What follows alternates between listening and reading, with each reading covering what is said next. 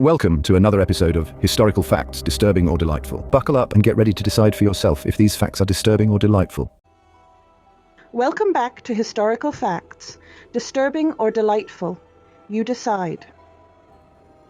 Today we explore the hauntings at the Tower of London. This ancient fortress, steeped in centuries of history, has witnessed unspeakable acts of cruelty, treachery, and despair. Many stories from locals and visitors talk about hearing voices or seeing things from the corner of their eyes, things that could not be explained. Are these just stories, or could there be some truth to it? Let's dive in and you decide if they are disturbing or delightful enough to visit yourself. Our journey begins with the tragic tale of the princes in the tower.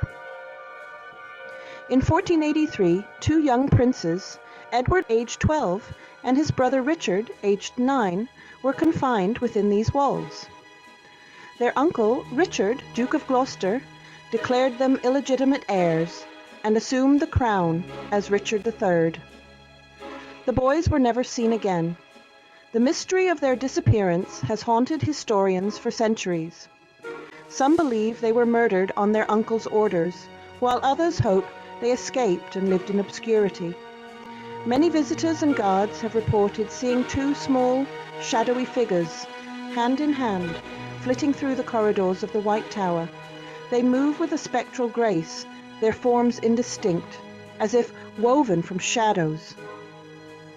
Are these the restless spirits of Edward and Richard, forever bound to the place of their imprisonment and presumed demise? Few figures in English history are as captivating and tragic as Anne Boleyn. Her story is one of ambition, love, betrayal, and an untimely end that has fascinated historians and the public alike for centuries. The second wife of King Henry VIII, Anne's ambition led him to break with the Catholic Church to marry her. This monumental decision changed the course of English history forever, leading to the establishment of the Church of England. However, her time as queen was short-lived. Despite her intelligence and charm, the political and personal pressures she faced were immense. Unable to provide Henry with a male heir, she fell out of favor and was accused of treason and adultery. These charges, whether true or fabricated, sealed her fate. In 1536, Anne met her end on the executioner's block within the tower walls. Her final moments were marked by dignity and grace, even in the face of death. Her execution, swift and brutal, cemented her place in history as a tragic heroine. The image of her final walk to the scaffold remains etched in the collective memory. But Anne's story did not end there. Her legacy continued to haunt the corridors of power and the public imagination. Her presence is said to be one of the most strongly felt within the tower. Many visitors and staff have reported strange occurrences and sightings. Some say she wanders the halls in anguish, reliving the moments leading up to her execution. Her spirit is often described as restless, unable to find peace. Others claim to have seen her on the anniversary of her death, a solitary figure in a white gown, her head tucked beneath her arm, gliding silently through the Queen's house. This spectral sighting has become one of the most famous ghost stories associated with the Tower of London. The Tower of London is said to be haunted by the enigmatic White Woman, a ghostly presence that has intrigued and terrified visitors for centuries. She appears as a spectral figure draped in flowing white robes, her face often obscured by a veil, adding to her mysterious and ethereal appearance. Her origins and motives are shrouded in mystery, adding to the unease that surrounds her. Some say she is a harbinger of doom, while others believe she is a lost soul seeking redemption. Within the tower, the White Woman is often seen drifting through the White Tower, her footsteps silent, her form shimmering as if formed from moonlight. She moves with an otherworldly grace, almost as if she is floating. A startling account tells of tourists who encountered the White Woman on a tour. They were captivated by the history of the tower when they noticed something unusual. As they listened to the guide, they noticed a figure in white standing at the back. The figure seemed to be watching them, her presence both eerie and captivating. But as they turned to look again, the figure was gone, vanished into thin air. The encounter left them with a chilling reminder of the tower's haunted past. Chapter 4. The Shadow of Henry VI. The Wakefield Tower holds the echoes of a king's demise. It was here that Henry VI, a pious and gentle ruler, met his end. Deposed and imprisoned by the Yorkist faction during the Wars of the Roses, Henry was held captive in the Wakefield Tower. On the night of May 21, 1471, Henry knelt in prayer in the tower's chapel. He was unaware of the shadowy figure approaching him, a hired assassin. With a swift blow, Henry's reign and life were extinguished. To this day, it is said that Henry's spirit roams the Wakefield Tower. Some say he appears as a spectral figure in royal robes, his face etched with sorrow. Others claim to have heard the faint echoes of chanting coming from the chapel, as if Henry's spirit continues to seek solace in prayer. Chapter 5. The execution of Margaret Pole, Countess of Salisbury, stands out for its sheer brutality and the tragic circumstances surrounding it. A woman of noble birth and unwavering faith, Margaret became embroiled in the religious and political turmoil during Henry VIII's reign. Her loyalty to the Catholic Church and her Plantagenet lineage made her a target. Accused of treason for her loyalty to the Catholic Church, she was imprisoned in the Tower.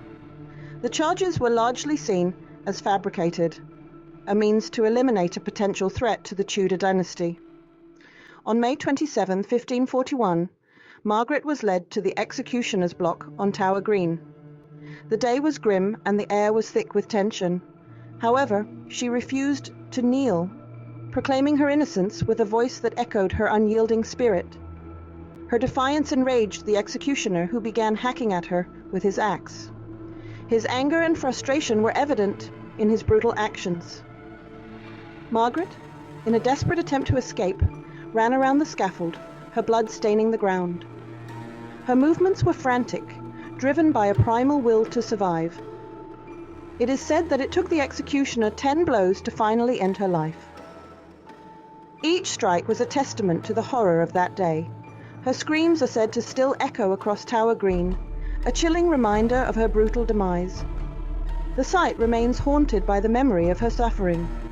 Some visitors claim to have witnessed a ghostly reenactment of her final moments, a spectral chase that ends with the Countess falling silent. Her spirit, they say, is forever bound to the place of her tragic end. Chapter 6. The Beauchamp Tower bears witness to the long imprisonment of Sir Walter Raleigh. A renowned explorer, writer, and soldier, Raleigh was a favourite of Queen Elizabeth I. However, his fortunes changed dramatically upon the accession of King James I. Accused of plotting against the king, Raleigh was imprisoned in the Tower in 1603. He spent the next 13 years confined within the Beauchamp Tower. During his imprisonment, Raleigh wrote extensively, reflecting his intelligence and enduring spirit. He even attempted suicide by stabbing himself, but failed. In 1618, Raleigh was released, but soon rearrested and executed. Despite his demise, Raleigh's spirit is said to linger within the Beauchamp Tower. Some say he can be seen pacing the ramparts, gazing out at the city he once knew. Others claim to have heard the scratch of his quill as he continues to write his memoirs. Chapter 7. The Tower of London, with its labyrinthine corridors, is a place where sounds can play tricks on the mind, but some sounds defy rational explanation. One such sound is the rhythmic slap of sandals against stone, sending chills down the spines of visitors and guards. This is no ordinary footstep. It is said to be the sound of the Phantom Monk, a spectral figure who roams the tower's halls. Some believe he was a monk imprisoned during the Reformation, his faith tested within his cell. Others whisper he was a healer, tending to the sick and dying within the tower's infirmary. Whatever his origins, the Phantom Monk's presence is a reminder that the tower's history is not confined to the pages of history books. The Tower of London has been a tourist attraction since the 18th century, so you can experience the chilling atmosphere yourself. Walk the same halls as kings and queens, prisoners and executioners, and perhaps, if you're lucky or perhaps unlucky, you might just catch a glimpse of the spirits that are said to roam its grounds. Thank you so much for watching, and stay tuned for episode 36, where we go into the hauntings at Hampton Court. You've been watching Historical Facts, disturbing or delightful.